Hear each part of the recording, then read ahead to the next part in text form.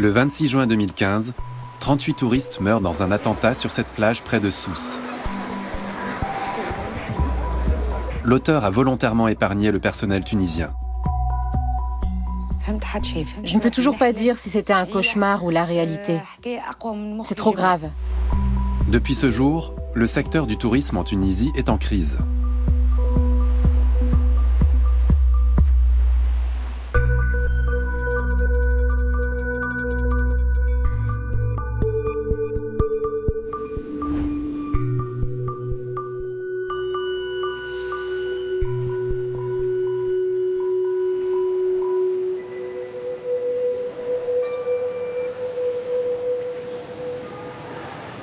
L'hôtel qui a été le théâtre de l'attentat a rouvert il y a un mois.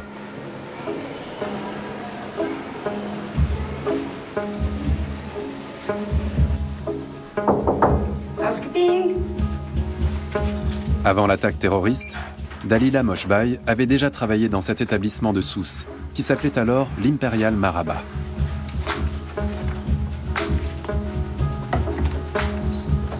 Le jour de l'attentat, elle nettoyait une chambre qui donnait sur le lieu du massacre. Les souvenirs la hantent encore aujourd'hui. 2 ans plus tard, Dalila retrouve son ancien lieu de travail. Employée intérimaire, elle accepte toutes les heures qu'on lui propose. Je suis arrivée en voiture avec la musique à fond et en klaxonnant partout. C'est comme si je revenais dans ma famille après un long voyage.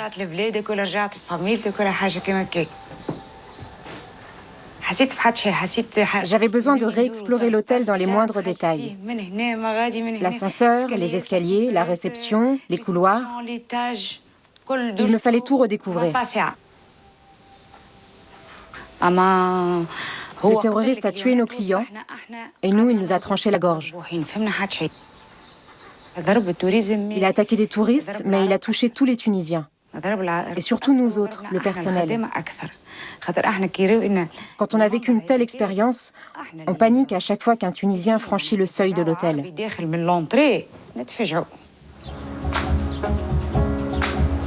Cet attentat brutal a paralysé le tourisme et accentué la crise économique du pays.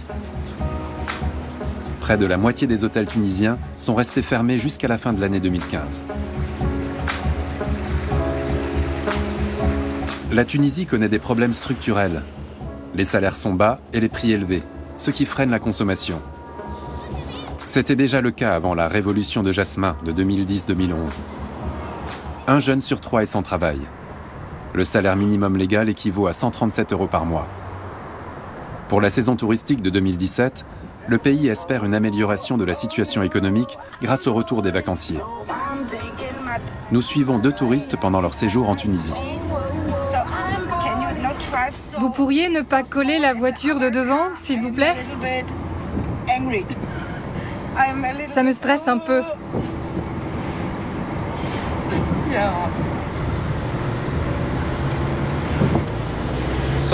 Et vous venez d'où? De Cologne, en Allemagne. Bienvenue. Merci. Merci. Combien de temps vous restez en Tunisie? On reste une semaine. Des vacances sans enfants et sans mari. C'est pas beaucoup, une semaine.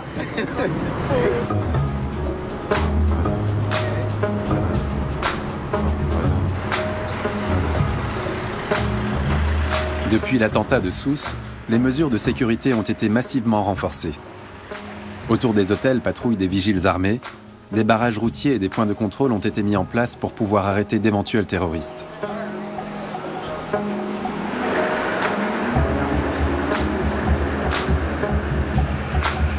On veut rassurer les touristes au maximum.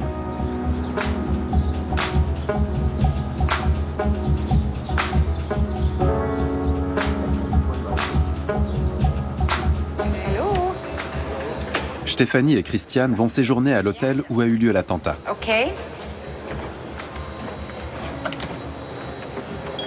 Pour entrer dans l'établissement, les clients et leurs bagages sont scrupuleusement contrôlés au scanner. Merci. Et maintenant, On va à la réception. c'est par là? C'est immense. Il est carrément chic, notre hôtel. L'hôtel a voulu éradiquer le souvenir du bain de sang. Il est resté fermé pendant 2 ans pour des travaux de rénovation à hauteur de 2 millions d'euros. Le propriétaire a même changé le nom de l'établissement. Merci. Je vous en prie. L'ascenseur se trouve tout droit, puis à gauche. Merci beaucoup. Je vous souhaite un agréable séjour. Et si vous avez le moindre souhait, composez le 4 2 0 pour la réception. D'accord. Merci. Je m'appelle Souhail. Enchantée. Enchanté.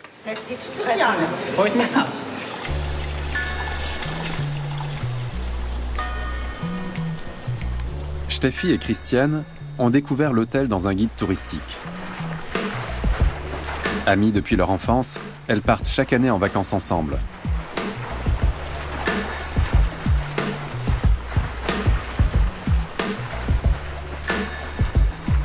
Depuis 8 ans, la Tunisie est leur destination préférée, et ce, malgré l'attentat.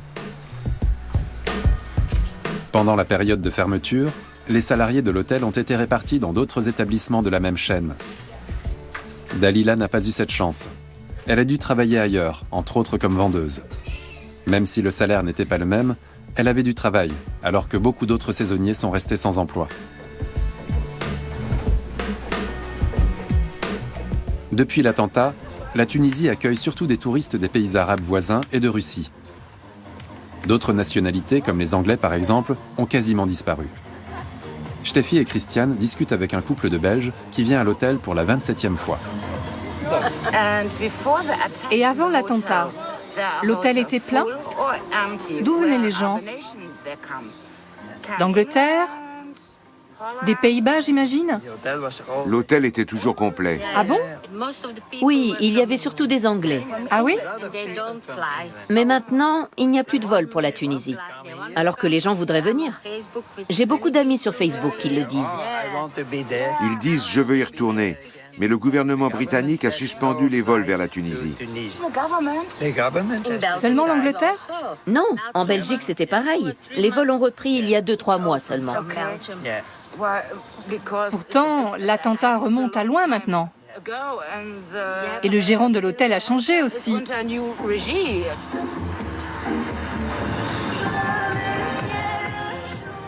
Et puis, il y a du danger partout.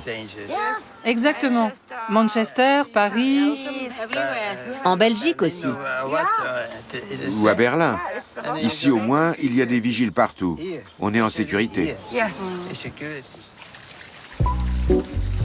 Pour faire revenir les vacanciers, la Tunisie a pris partout des mesures de sécurité visibles et pratique des prix très attractifs. Un séjour d'1 semaine dans un hôtel 5 étoiles, formule tout compris, avec vol aller-retour, coûte 450 €. C'est le rêve. On se prélasse toute la journée et on se fait chouchouter.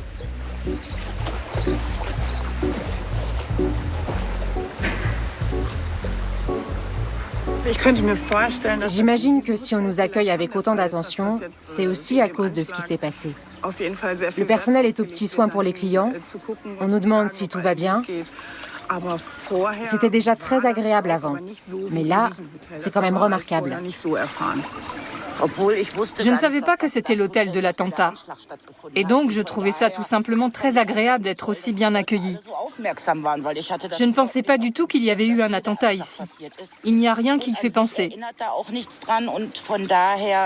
Et d'ailleurs, je suis sûre que même sans ça, le personnel est très sympathique ici.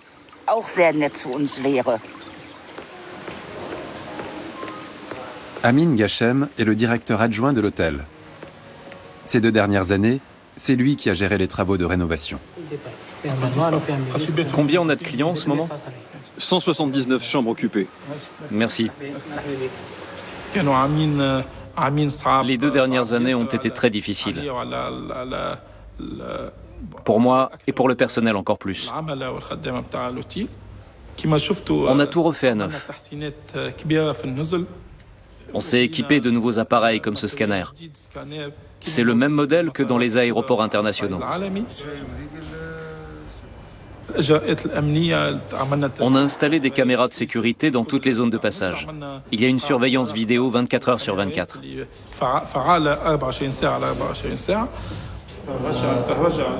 Montre-moi l'autre image. Il n'existe pas de système de sécurité infaillible. Amin le sait bien. C'est pourquoi il mise sur la motivation de son équipe. Les clients doivent être accueillis et traités chaleureusement pour se sentir parfaitement à l'aise. Amin fait des tournées régulières parmi les 210 employés de l'hôtel. Oui. Bonjour. Il te faut combien de temps encore pour cette chambre? 10 minutes. Tu as des chambres pour des gens qui arrivent aujourd'hui? Oui, 3 normalement. Ils arrivent quand? À 11h. Je fais leur chambre tout de suite après celle-là. J'espère que la saison sera bonne. C'est ce que j'espère aussi. Bonne journée. Bonne journée. Merci. Avant l'attentat, ça faisait 4 ans que j'étais ici. Après, j'ai dû aller travailler dans d'autres hôtels, mais je n'ai retrouvé nulle part la bonne ambiance qu'il y a ici. J'espère que j'aurai plus jamais besoin de repartir.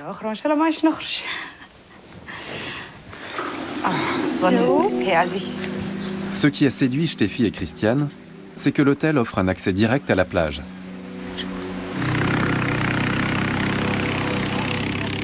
Une plage qui est devenue une forteresse surveillée en permanence par les services de sécurité. La police y patrouille en quad.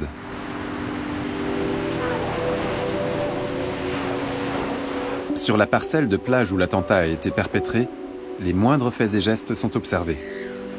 Les premiers suspects sont les locaux, des vendeurs de plage qui cherchent à gagner quelques euros. En Tunisie, 1 personne sur 10 vit du tourisme, directement ou indirectement. Mais aux yeux des agents de sécurité, les marchands tunisiens sont tous des terroristes potentiels.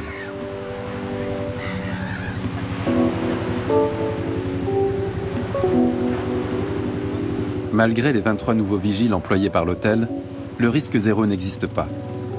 Mais l'équipe est prête à intervenir plus rapidement et plus efficacement.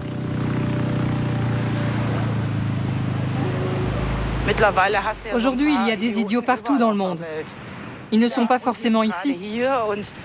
Je pense qu'il y a beaucoup de gens qui ont peur, mais moi, franchement, ça m'est égal.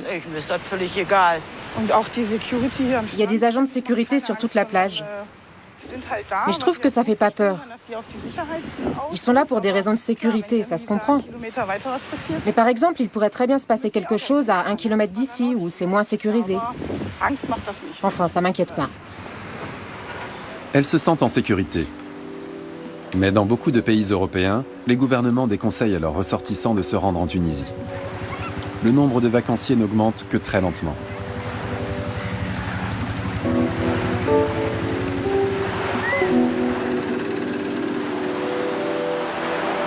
La journaliste Mabrouka Kedir était venue sur les lieux 1 heure après l'attentat.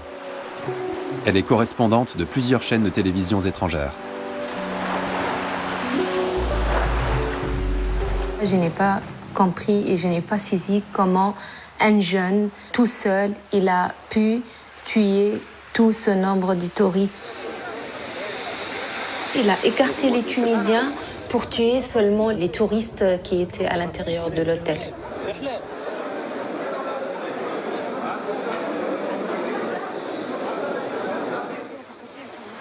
Je ne crois pas que la situation est maintenant une situation confortable. C'est vrai qu'il y a un peu d'amélioration, même ici à Sousse, mais quand même la situation reste toujours difficile et ça demande plus de temps, plus de sécurité pour revenir à l'étape que nous avons vécue avant les attaques et aussi avant même la révolution en Tunisie.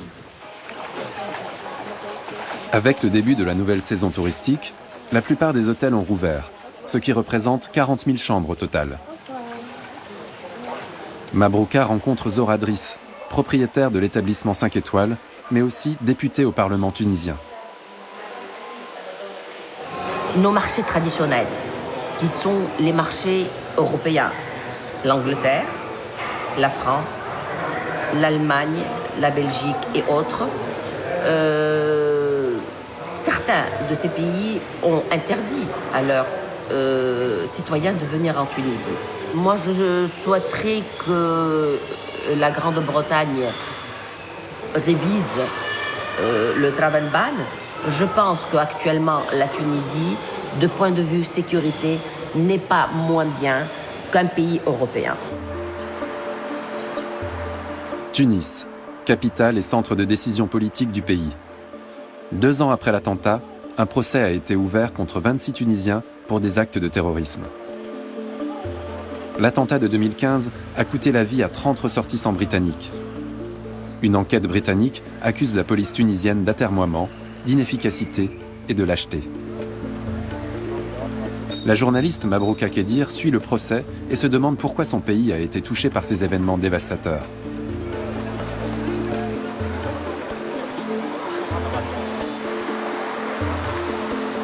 L'Université de Tunis se consacre intensivement à l'analyse du mouvement djihadiste et des groupes terroristes dans le pays. Il y avait toute une infrastructure djihadiste à cette époque qui était derrière ce grand nombre de djihadistes. En plus de ça, il y a le problème socio-économique. Les associations caritatives donnent de l'argent. J'ai parlé même de ce qu'on appelle l'industrie djihadiste. Il y a tout un réseau qui s'en occupe de ces gens-là, du recrutement des djihadistes. La personne qui peut recruter une personne djihadiste pour y aller en Syrie, il doit avoir $20 000. Donc, à cette époque, il y avait une compétition. Il y a même des gens qui recrutent 10 personnes. 10 personnes, c'est-à-dire $200 000. Donc, ça devient une industrie, le djihadisme. L'attentat de Sousse a été perpétré par un étudiant formé au terrorisme en Libye. Lors de l'attaque, il a été tué par la police. Pour des experts comme Alaya Alani, la mauvaise situation économique et le taux de chômage élevé chez les jeunes sont les principales menaces pour la jeune démocratie tunisienne. Le procès pourrait amorcer une discussion de fond sur les causes du terrorisme. Mais à ce jour, la situation n'est pas encourageante. La première audience a d'ores et déjà été reportée à l'automne 2017. Mabrouka interroge le journaliste Edi Ahmad, spécialiste de l'État islamique. Nous avons parlé pour des années des jeunes Tunisiens qui sont à l'avant-garde en fait, des groupes terroristes dans le monde. Est-ce qu'il y a encore le risque de vivre des attaques assez violentes comme on l'a vécu depuis 2 ans? Nous sommes dans une période un peu critique. La situation en Tunisie, ça reste très fragile, puisque nous sommes en train de voir que l'État islamique est en train de perdre beaucoup de terrain. 2 facteurs, c'est-à-dire la situation en Libye et l'effondrement de l'État islamique, on risque qu'il y a beaucoup de combattants tunisiens reviennent en Tunisie, on l'appelle les revenants. Donc ça risque qu'on aura des problèmes sécuritaires dans l'avenir. On espère que ça va améliorer, mais personnellement, j'ai des inquiétudes. Si depuis quelques années la Tunisie est une démocratie, corruption et mauvaise gestion entravent le développement du pays. Bon appétit pour ce soir. Une femme de ménage qui a sa propre voiture, c'est extrêmement rare en Tunisie. Avec un salaire de 200 € par mois, Dalila a dû économiser longtemps pour pouvoir se payer une voiture. J'ai travaillé énormément avant de pouvoir m'acheter une voiture. Le matin, je faisais des heures comme femme de ménage à l'hôtel et le soir, j'étais serveuse.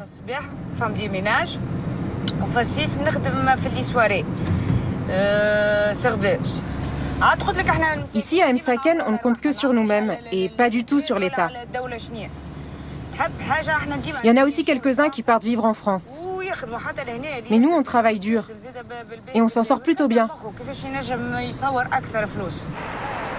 Beaucoup d'habitants de Msaken ont émigré à Nice. Parmi eux, l'auteur du terrible attentat du 14 juillet 2016.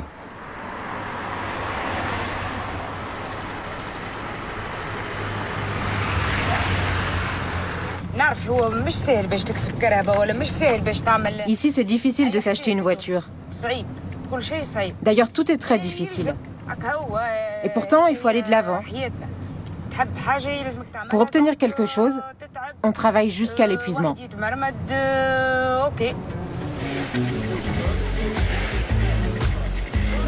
Msaken se trouve à 12 km de Sousse, dans le nord de la Tunisie, une région un peu plus riche.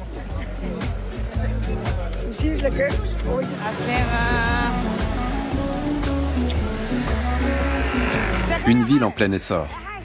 Malgré la crise, elle continue à attirer des habitants du sud du pays, plus pauvres. C'est ici que je suis née, c'est ici que j'ai grandi et je continue à vivre ici aujourd'hui. On appelle notre quartier le Petit Paris. Il y a toujours une bonne ambiance. Il se passe toujours quelque chose, le jour comme la nuit. Même pendant le ramadan. Les gens s'activent, ils sont de bonne humeur. C'est le cœur de la ville.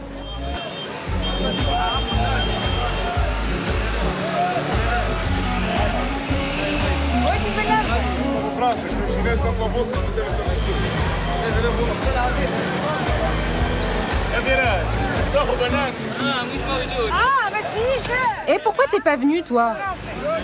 Je t'ai appelé. Désolé, je pouvais pas.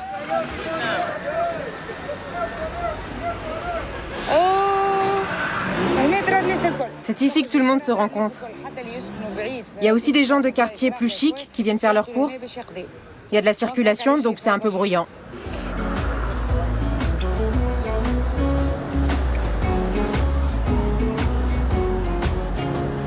Au coucher du soleil, le chant du muezzin appelle les habitants à interrompre le jeûne. Familles et amis se réunissent pour passer la soirée ensemble.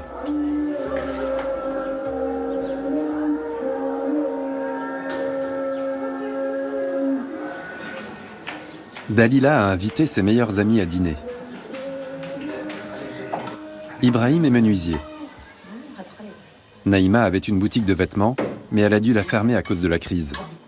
En ce moment, elle est employée dans un autre magasin. Donne-lui tout le saladier, c'est plus simple. C'est fou ce qu'elle mange. Elle pourrait s'installer dans le canapé et finir tous les plats. Te moque pas. Comme la dernière fois. Elle finit tout. On se retrouve aussi pendant le ramadan. Je fais tout avec mes amis. Mes parents sont décédés, ma sœur habite loin et elle a des enfants. Aujourd'hui, ma famille, ce sont mes amis.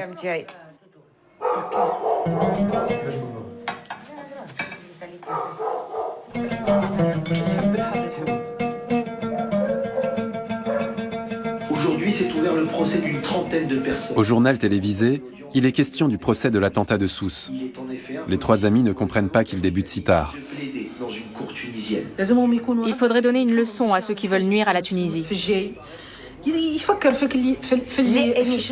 Je comprends pas pourquoi ils sont si lents à réagir. Même le jour de l'attentat, la police est arrivée beaucoup trop tard. Et le procès ne commence que maintenant. Il manque tellement d'informations sur ce qui s'est passé. Il y a même des policiers qui ont été arrêtés parce qu'ils ne sont pas venus à notre secours.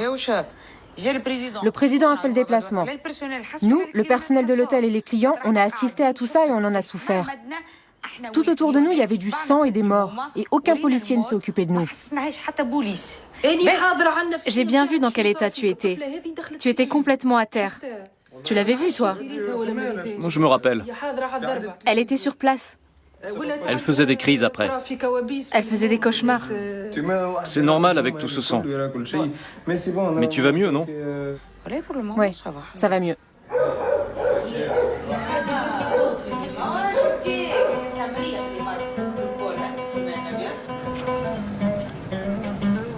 Ce soir, dans le grand port de plaisance d'El Kantaoui, Steffi et Christiane sont pratiquement les seuls touristes d'Allemagne. En ce moment, c'est le ramadan. Et le soir, une fois le jeûne rompu, on voit surtout la population locale dans les rues. Malgré tout, les agences de voyage tunisiennes parlent d'une hausse des réservations de 60% par rapport à l'année passée. La Tunisie attend plus de 6,5 millions de touristes en 2017.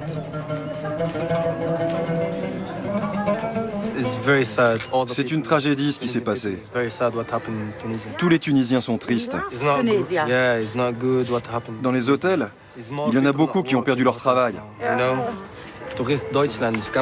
Les touristes allemands ne viennent plus? Très peu.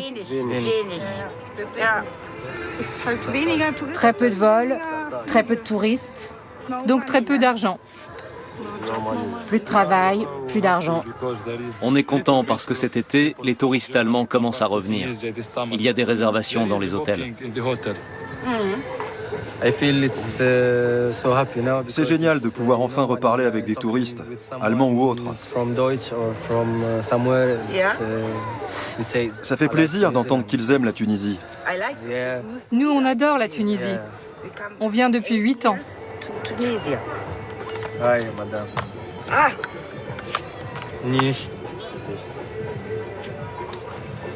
Shukran.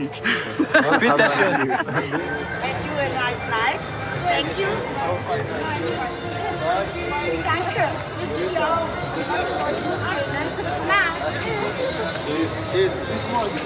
Okay. Bis morgen.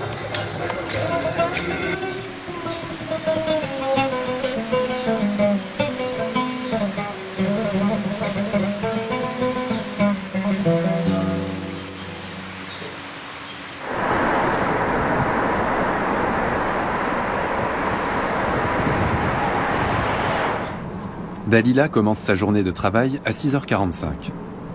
Si elle n'avait pas de voiture, elle devrait prendre 5 lignes de bus différentes et mettrait plus de 2 heures pour aller à l'hôtel. Bonjour. Comment ça va? Tu vas bien? Ça va le ramadan? C'est un peu dur le matin.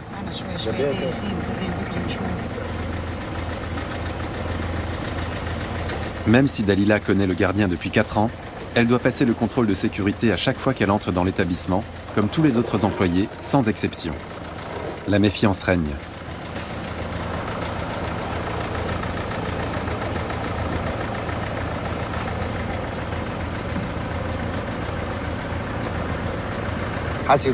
Bonne journée à toi. Passe une bonne journée toi aussi.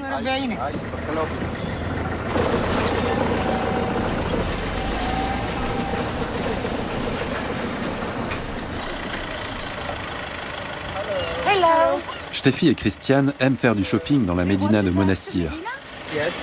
Thank you.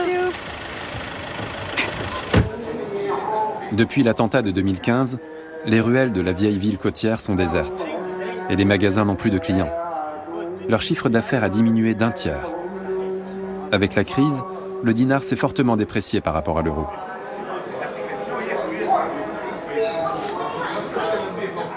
Nos 2 touristes allemandes profitent du taux de change avantageux pour se faire plaisir. J'aime bien ces sacs à dos. Prenez celui-ci, je vous fais un prix. On regarde juste. Normalement, c'est 85 dinars, mais pour toi, je fais un rabais. Je n'ai pas beaucoup de clients de toute façon. Plutôt un kélim comme ça? Ou plutôt couleur aînée? Ça, c'est joli. C'est dans tes couleurs. Oui, c'est vrai.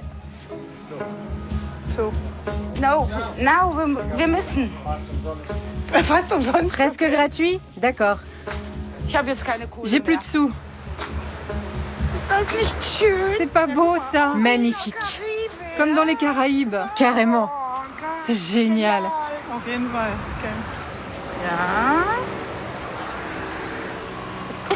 Regarde un peu vers moi. Tu te rappelles quand on est venu la première fois? On n'osait pas quitter notre hôtel. On n'est pas venu à Monastir. Tu te rends compte, on était à côté et on n'est pas venu. Mais heureusement, ça a changé. Tant mieux. Qu'est-ce qu'on était bêtes.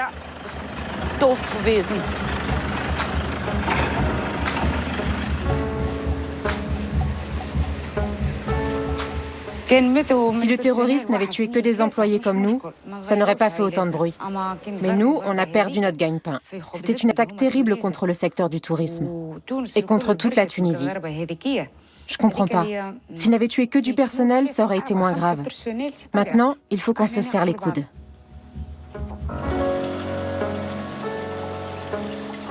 Se serrer les coudes et croire à l'avenir. Dalila se raccroche à l'espoir de voir revenir les touristes.